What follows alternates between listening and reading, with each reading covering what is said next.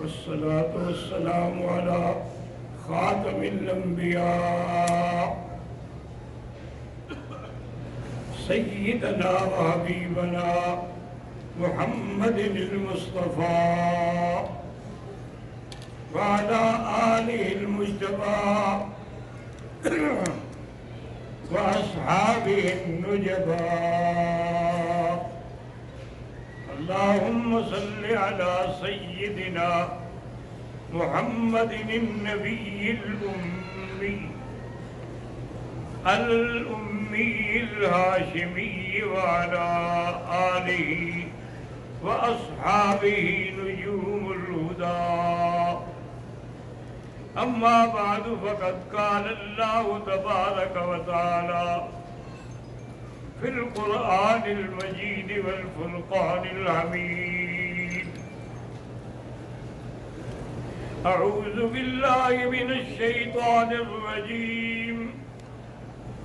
بسم الله الرحمن الرحيم. ما كان محمد أبا أحد من رجالكم ولكن رسول الله وخاتم النبيين وكان الله بكل شيء عليما.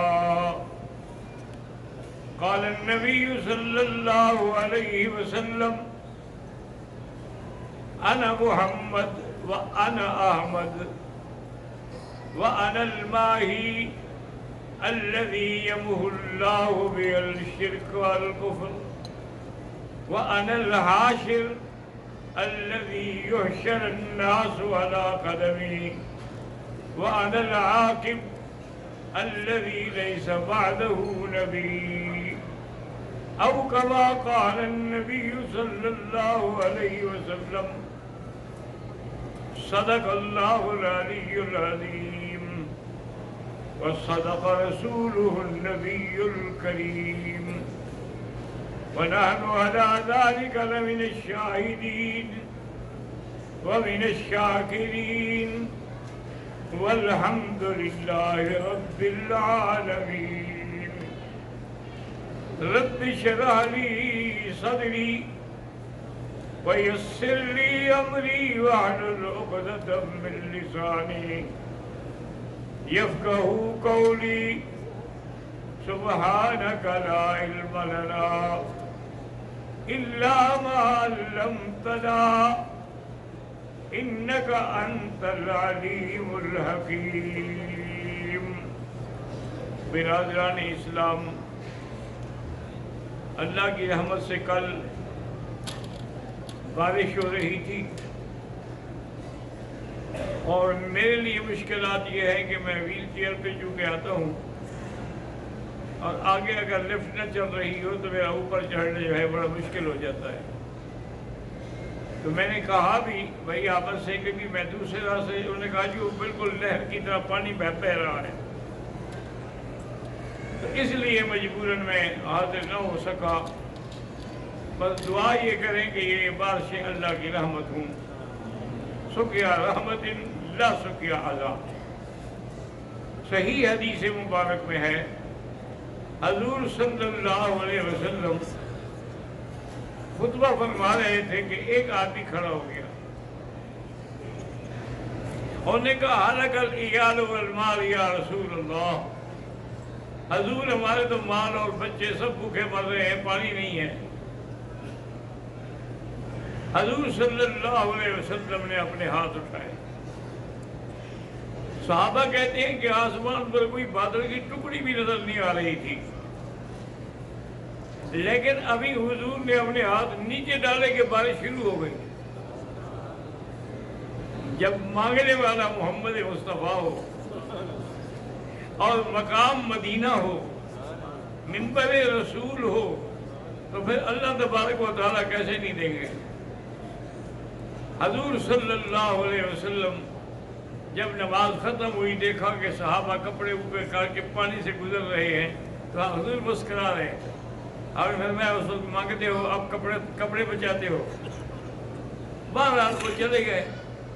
اب جناب پورا ہفتہ بارش ہوتی رہی، اگلا جمعہ آ گیا، حدیث میں آتا ہے کہ وہی آدمی تھا یا رجل آخر، کوئی اور آدمی تھا، وہ کھڑا ہو گیا اور نے کہا یا رسول اللہ صلی اللہ علیہ وسلم ہلک العیال والمال، اب تو ہمارے بچے بھی اور مال بھی بھوکے مر رہے ہیں، کھڑے ہوئے ہیں، کہاں جائیں، بارش ہے، کہیں ان کو چلنے کا گھاس تو نہیں ملتا۔ حضور مسکرائے اور اپنی انگلی کو یوں پھیلا، فرمایا اللہم حوالینا ولا علینا، کہ یا اللہ مدینے کے ارد گرد بارش ہو، ہم پر نہ ہو، اب مدینے والے سیراب ہو چکے ہیں۔ تو صحابہ کہتے ہیں کہ ہم جوں حضور کی انگلی کو دیکھتے، آپ کی انگلی مبارک جیسے پھر رہی تھی اسی طرح بادل کٹ رہے تھے۔ جب حضور نماز سے فارغ ہوئے تو بادل کا کوئی ٹکڑا بھی باقی نہیں تھا، سارا ختم ہو گیا، چلا گیا۔ تو بہرحال حضور صلی اللہ علیہ وسلم نے یہ بھی فرمایا ہے کہ جب اللہ سے بارش مانگنی ہو تو یہ کہا کرو کہ سقیا رحمت لا سقیا عذاب، اللہ بارش رحمت کی ہو، عذاب کی نہ ہو۔ اللہم انزل علینا الغیث نافعا مریئا غیر ضار، یا اللہ ہمیں رحمت والی بارش عطا فرما۔ تو یہ دعا بھی آدمی کرے، اور یہ بھی حضور نے فرمایا ہے کہ جب بارش ہو رہی ہو، آدمی اگر اللہ سے دعا مانگے تو دعا جلدی قبول ہوتی ہے، کیونکہ بارش اللہ کی طرف سے آ رہی ہوتی ہے نا، تو تم بھی اللہ کو پیغام بھیجنا چاہتے ہو، اس لیے وہ دعا جلدی منظور ہو جاتی ہے۔ اور اسی طرح آپ نے یہ بھی فرمایا کہ جب بادل گرج رہے ہوں تو اس وقت پڑھا کرو وَيُسَبِّحُ الرَّعْدُ بِحَمْدِهِ وَالْمَلَائِكَةُ مِنْ خِیفَتِهِ، یہ آیت پڑھو گے تو تمہیں کوئی نقصان نہیں ہوگا، ورنہ ہو سکتا ہے کہ بجلی گر جائے اور جلا ڈالے۔ تو بہرحال ہر چیز میں اللہ تبارک و تعالیٰ کی حکمتیں ہیں، اور اللہ تبارک و تعالیٰ کی رحمتیں ہیں۔ وہ بارش دیتے ہیں تو اس کی حکمت ہے، اور نہیں دیتے ہیں تو اس کی حکمت ہے، نفع دیں تو ان کی حکمت ہے، نہ دیں تو ان کی حکمت ہے۔ بندے کو اللہ کے احکام پہ، اللہ کے فرمان پہ ہر حال میں راضی رہنا چاہیے۔ ہمارا درس جو ہے وہ ہو رہا تھا خاتمیت محمد مصطفیٰ پر صلی اللہ علیہ وسلم، کہ حضور خاتم النبیین ہیں۔ اب دیکھیں کہ اللہ تبارک و تعالیٰ نے انسان کو پیدا کیا، پھر انسان کو اپنے ہاتھوں سے بنایا، پھر انسان کو مسجود الملائکہ بنایا کہ فرشتے سجدہ کریں، اور جس نے سجدہ نہیں کیا وہ ابلیس بنا، وہ ملعون بنا، وہ لعین بنا۔ اسی لیے بزرگوں نے لکھا ہے کہ اگر آدم کو سجدہ نہ کرے تو وہ شیطان بن جائے، تو جو خود خدا کو سجدہ نہ کرے اس کا کیا حال ہوگا؟ وہ کیا پھر قیامت میں خدا کو جواب دے گا؟ ایک بندے کو سجدہ نہ کرو تو لعین ہو گیا، اور حکم ملا کہ فَخْرُجْ مِنْهَا فَإِنَّكَ رَجِيمٌ، نکل جاؤ یہاں سے، وَإِنَّ عَلَيْكَ لَعْنَتِي إِلَىٰ يَوْمِ الدِّينِ، اور میری لعنت ہے تم پر قیامت تک۔ تو بہرحال پہلے اللہ نے انسان بنایا، اگر گھوڑا گدھا بنا دیتے تو اللہ سے کوئی پوچھتا؟ انسان بنانے کے بعد پھر ہمیں مسجود الملائکہ بنایا، اور اس کے لیے پھر اللہ تبارک و تعالیٰ نے خلافت فی الارض کے لیے بھی سب سے پہلے حضرت آدم کو منتخب فرمایا۔ اذ قال ربک للملائکۃ انی جاعل فی الارض خلیفہ، کہ میں اب زمین میں خلیفہ بھیجنا چاہتا ہوں۔ قالوا اتجعل فیہا من یفسد فیہا ویسفک الدماء، کہ یا اللہ اس میں سے بنانا چاہتے ہو جو فساد کریں گے، خون بہائیں گے۔ وَنَحْنُ نُسَبِّحُ بِحَمْدِكَ وَنُقَدِّسُ لَكَ، ہم صبح و شام تیری تسبیح، تیری تحمید، تیری تقدیس بیان کرتے ہیں۔ اللہ نے فرمایا انی اعلم ما لا تعلمون، میں جانتا ہوں تم نہیں جانتے۔ کیونکہ زمین میں اگر انسان نہ ہوتے تو اللہ خلیفہ بھی انسان نہ بناتے، اگر زمین میں فرشتے ہوتے تو اللہ فرشتوں میں سے کسی کو بھیجتے. قُلْ لَوْ كَانَ فِي الْأَرْضِ مَلَائِكَةٌ يَمْشُونَ مُطْمَئِنِّينَ لَنَزَّلْنَا عَلَيْهِم مِّنَ السَّمَاءِ مَلَكًا رَّسُولًا.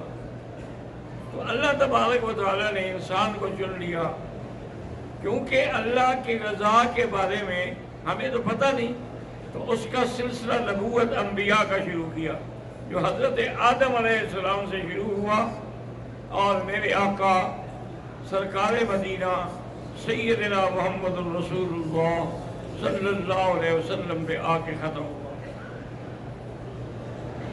اور یاد رکھیں کہ تمام انبیاء کا دین ایک تھا، سب کا دین ایک تھا، لیکن شریعت مختلف تھی کہ ہر زمانے میں شریعت جو ہے اس کے زمانے کے حالات کے مطابق آئی.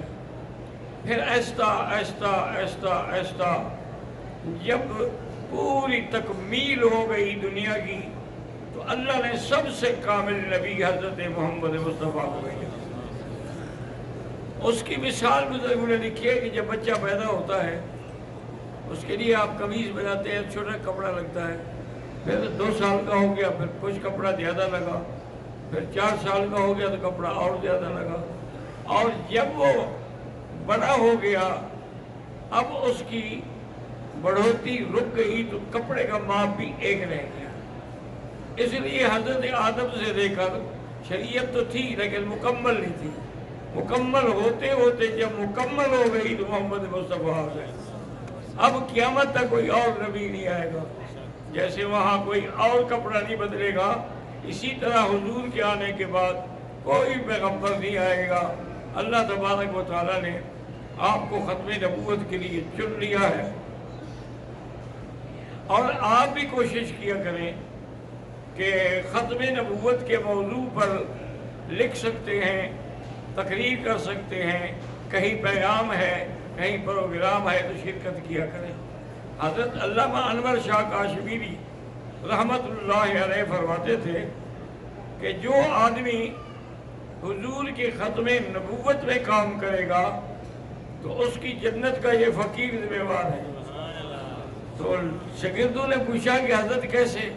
فرمایا بھی نماز جو ہے وہ تو عبادت ہے، روزہ عبادت ہے، حج عبادت ہے، عمرہ عبادت ہے.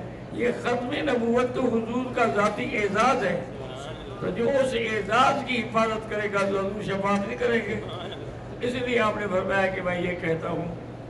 اور اسی طرح جب تحریک چل رہی تھی ختم نبوت کی پاکستان میں، تو جس میں ہزاروں مجاہدین گرفتار ہوئے، شہید ہوئے، تو شورش کاشمیری نے ایک بڑا پیارا جملہ کہا تھا. اس نے کہا کہ جو تحریک ختم نبوت ہے وہ علامہ انور شاہ کے الف سے شروع ہوئی اور بنڈوری کی یا پہ آ کے ختم ہو گئی. تو لہذا ہے یہ انہوں نے کہا اعزاز سارا علماء دیوبند کو ملتا ہے کہ ہر تحریک میں انہوں نے پیش قدمی کی ہے. مرزائیوں کے خلاف ہو، شیعہ کے خلاف ہو، اہل بدعت کے خلاف ہو، دہریوں کے خلاف ہو، سب سے پہلے علماء دیوبند نے علم بلند کیا ہے اور ان کو رد کیا ہے.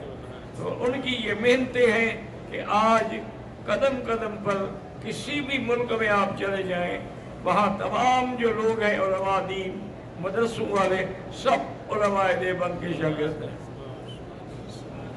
اللہ ان کی قبروں پہ کروڑوں رحمتیں کرے. یہ تو بدبختی ہوتی ہے نا کہ آدمی اللہ والوں کی گلہ کرے یا شکایت کرے.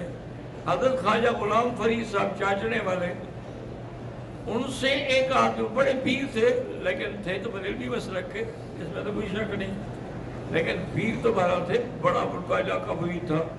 تو ایک دن بیٹھے ہوئے تھے تو مجلس میں کسی نے پوچھا کہ حضرت آپ ہندوستان گئے تھے اور ہمیں پتہ لگا ہے کہ آپ دیوبند بھی گئے تھے، علماء دیوبند کے بارے میں آپ کی کیا رائے ہے؟ آپ نے فرمایا میری رائے یہ ہے کہ جو علماء دیوبند کو برا کہتا ہے اس کا خاتمہ خراب ہوگا، فرمایا اس کا خاتمہ اچھا نہیں ہوگا. وہ تو اللہ والے لوگ ہیں، وہ تو عاشق رسول ہیں، انہوں نے تو کتابیں لکھی ہیں. انہوں نے عبادت کی ہے، اس لیے جو صحیح معنوں میں عقل والے لوگ ہیں وہ مانتے ہیں۔ اب سب سے پہلی دلیل کیا ہوتی ہے؟ یاد رکھو، کسی مسئلے میں سب سے پہلی دلیل کیا ہوتی ہے؟ قرآن یاد، کیونکہ حضور نے فرمایا لو ما ان ترکتکم، آپ نے فرمایا ما ان تمسکتم بی امر ترکت فیکم امرین ما ان تمسکتم بہما کتاب اللہ و سنتی، میں دو چیزیں چھوڑ کے جا رہا ہوں، ایک اللہ کا قرآن اور ایک میری سنت، جو ان کو پکڑ لے گا اس کے لیے نجات ہو جائے گی۔ تو اب پہلی دلیل کیا ہوتی ہے؟ اللہ کا قرآن۔ کوئی بھی مسئلہ ہو تو سب سے پہلے اللہ کے قرآن سے دلیل مانگی جاتی ہے۔ اب حضور خاتم النبیین ہیں تو پہلی دلیل قرآن کیا کہتا ہے کہ ما کان محمد ابا احد من رجالکم ولکن رسول اللہ وخاتم النبیین وَكَانَ اللَّهُ بِكُلِّ شَيْءٍ عَلِيمًا۔ اللہ نے فرمایا کہ میرا نبی خاتم النبیین ہے۔ یاد رکھو، خاتم اور خاتم دو طرح سے پڑھا جاتا ہے۔ ایک کا معنی تو ہے کہ آخر، یعنی آخری نبی، جیسے کہ حضور نے خود فرمایا کہ انا خاتم النبیین وانتم خاتم الامم، اور یہ بھی فرمایا کہ انا آخر الانبیاء وَأَنْتُمْ آخِرَ الْأُمَمْ۔ تو خاتم کا معنی ایک تو یہ ہے، ایک معنی یہ ہوتا ہے کسی چیز پہ مہر لگ جائے، جیسے کہتے ہیں سیل لگا دی، اب اس کو بھی توڑ نہیں سکتا۔ تو حضور کے آنے کے بعد بھی نبوت کے دروازے پر سیل لگ گئی، اب کوئی اس کو توڑ نہیں سکتا ہے۔ اب کوئی جیسے کعبہ دوسرا نہیں بن سکتا، جیسے آپ دیکھیں اقصیٰ دوسری نہیں بن سکتی، قرآن یہ کوئی ذلی برودی قرآن نہیں آ سکتا، اسی طرح کوئی نبی بھی ذلی برودی نہیں آ سکتا ہے۔ اس لیے سب سے پہلی دلیل جو تھی وہ اللہ کا قرآن تھا، اور اسی میں دوسری دلیل یہ تھی کہ اللہ تبارک و تعالیٰ نے قرآن میں فرمایا ہے کہ وَالَّذِينَ يُؤْمِنُونَ بِمَا أُنزِلَ إِلَيْكَ وَمَا أُنزِلَ مِن قَبْلِكَ، جو آپ پر اترا اس پہ ایمان لاتے ہیں جو آپ سے پہلے کتابیں اتری ان پر بھی ایمان لاتے ہیں۔ تو یہ نہیں کہا کہ آپ کے بعد، کیونکہ آپ کے بعد تو کسی نے آنا ہی نہیں، نہ کتاب نے آنا ہے نہ کسی پیغمبر نے آنا ہے۔ فرمایا من قبل لکھا، تو قرآن کی آیت سے یہ بھی دلیل ہے حضور صلی اللہ علیہ وسلم کے ختم نبوت کی کہ اب اور کوئی نبی نہیں آئے گا۔ اب آپ یہ دیکھیں کہ سوال پیدا ہوتا تھا کہ بھئی اللہ کا نبی کامل، دین کامل، لیکن یہ کیسے محفوظ رہے گا؟ جب زمانہ گزرے گا، جب دور گزرے گا تو ہو سکتا ہے کہ قرآن پاک کے اندر بھی تغیر و تبدل آ جائے، جیسے پہلی کتابیں بدل گئیں، اب پہلی کتاب کوئی نہیں ملتی۔ آپ کہیں یہودیوں کو پہلی کتاب لے آئیں، تورات لے آئیں، یہ عیسائی کوئی نہیں، جو ہیں وہ لوگوں کی لکھی ہوئی ہیں، وہ پیغمبر والی نہیں ہے۔ تو ہماری کتاب کیسے محفوظ رہے گی؟ تو علماء نے بتایا کہ اس کا فیصلہ اللہ نے خود کر دیا ہے کہ اِنَّا نَحْنُ نَزَّلْنَا الذِّكْرَ وَإِنَّا لَهُ لَحَافِظُونَ، کہ اللہ کے قرآن کی اور دین محمد مصطفیٰ کی حفاظت میں کروں گا۔ اس کی ذمہ داری اللہ کے ذمہ ہے، پہلی کتابوں کی ذمہ داری علماء کے ذمہ تھی، لہذا نہ علماء رہے نہ ذمہ داری رہی، لیکن اللہ کی حفاظت جو ہے وہ قیامت تک قائم اور دائم رہے گی۔ تو حضور صلی اللہ علیہ وعلا آلہ وصحابہ وسلم تسلیما کثیرا کثیرا، کہ آپ کے دلائل قرآن سے بھی حدیث سے بھی موجود ہیں، زندگی میں انشاءاللہ بیان کریں گے۔